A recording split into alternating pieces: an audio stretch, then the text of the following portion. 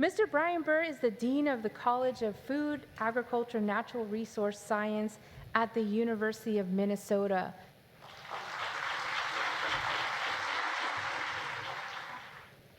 It's tough to pronounce. And so thank you for that introduction. I also want to quickly thank Mr. Rudnicki for his comments, remarks. And certainly over the years, this has been a partnership now for 8 years overall. And at the start from Shakopee Mdewakanton Sioux were central to having the Seeds of Native Health program. So really grateful for everybody that's here today. This was sort of the genesis of this conversation. So welcome to new people. I've been here at some point, you start to take on history in these roles. I've been since the first one. It's been tremendous to be a part of this, and I'm looking forward again to this session this year. Just a quick, there's several other people to thank in this, of course, and two people in particular. Professor Mindy Kurzer with Healthy Foods, Healthy Lives Institute has certainly been, from the start of this, working with Shakopee Mdewakanton Sioux from the very beginning in how do we bring together Native nutrition across the Western science as well as traditional knowledge and sciences to really fulfill that goal of how we're going to feed this growing population with the challenges that Ms. Livingston was just talking about, climate change, water issues, the water quality, the sacredness of water to everybody and how we grow our crops. So this really was to bridge that piece. And so 8 years later, it's really exciting to continue to see this engagement occur. I also do want to thank, of course, the University of Minnesota, or the Minnesota Department of Human Services, the Center for Indigenous Health and Research Policy from Oklahoma. We thank them for joining us in this process this year. We're excited to have that partnership. Just a couple years ago, it was actually just before COVID, I had the great pleasure of going and visit the Quapaw Nation in northeastern Oklahoma to talk about Native American. It was actually finance and agriculture, interestingly enough. But had an opportunity to go there, and an amazing set of activities and businesses going on with that nation. So great to have that connection to Oklahoma as well. And what was really cool is I'm seeing Talapas, I hope I'm pronouncing that right, Talapes, as a new partner from California. So we've reached out and gone national now as I look at it for partnerships in this. So it's terrific to have all of them join us. And so I just wanted to thank you all, as well as the 24. So this doesn't happen alone. That group is the leadership in this. There are 24 volunteers who helped pull this together as I was looking through that list. So I don't know if there's some volunteers here who've helped with this, who want to raise their hands or maybe stand up if you're able and willing, but love to see those volunteers. Let's recognize them for their work.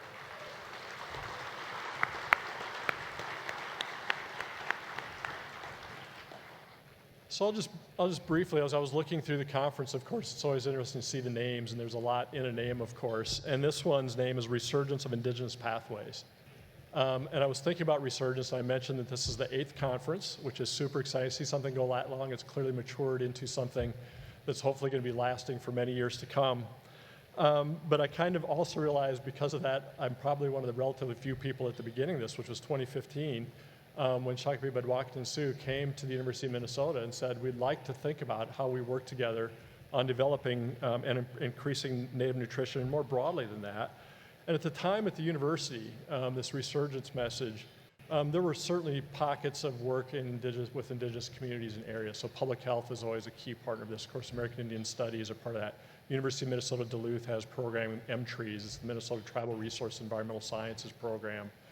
So there were quite a few pockets, but really we hadn't drawn some of that together. And so as I look at this now, in this past year, many of you are aware, we are certainly aware that the land grant was taken from indigenous communities. This last year in Minnesota, we had the Truth Report, which is tribal reconciliations with the university and tribal healing. And so we're certainly cognizant of that need to address and engage in returning those lands. And as I look back 8 years, I think this relationship with SMSC was somewhat of a catalyst for some of this work that's happening now. And I always feel a little bit awkward talking through things, but it's just kind of amazing. I was just reflecting on this actually this morning a bit. So this is just things I'm aware of. And so here in this audience, there's things I miss.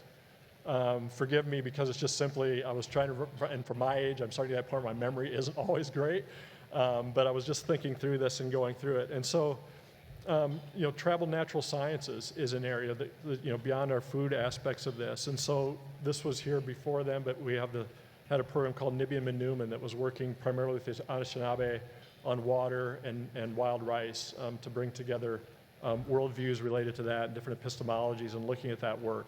That's turned into a program that includes First We Must Consider Newman, which is more looking at the natural resources, the water quality issues in northern Minnesota, issues of whether that's air pollution, water pollution, the work that goes on with hydrology and how that impacts our lakes and wetlands and how we use those wetlands and how that's a home, of course, for wild rice. And then how do we assure that there's a healthy home for wild rice in our communities? And so that's really broadened out across the university and across really the state and tribal communities and working on that. We had talked at one time about hiring a tribal natural sciences faculty position. So the first one at the University of Minnesota to specifically work on tribal natural resources has been here.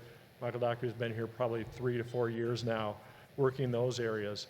We worked this last year with several tribes from Wisconsin, Minnesota, returning fire to forests. And we've seen the devastating impact of climate change in forests. And so we pray for our friends in the Hawaiian Islands. And the disaster occurred there, but the critical nature of restoring our forests, our forest ecologies. And so that process was working with tribes to look at how we could assure that those forests were able to survive and exist through what were going to be some challenges with the climate. And then along those lines, this past year, and this is with the leadership of President Gable, who is no longer at the university, but we're carrying it forward certainly as we're working with the Fond du Lac Nation or Fond du Lac Band to return the Cloquet Forest Center land, which is about 3,400 acres or so of forested lands at the University of Minnesota, has had for years for research.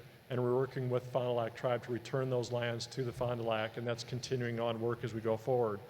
So some fairly significant things that when you think about it, just were not here 8 years ago that are moving forward at some rapid paces.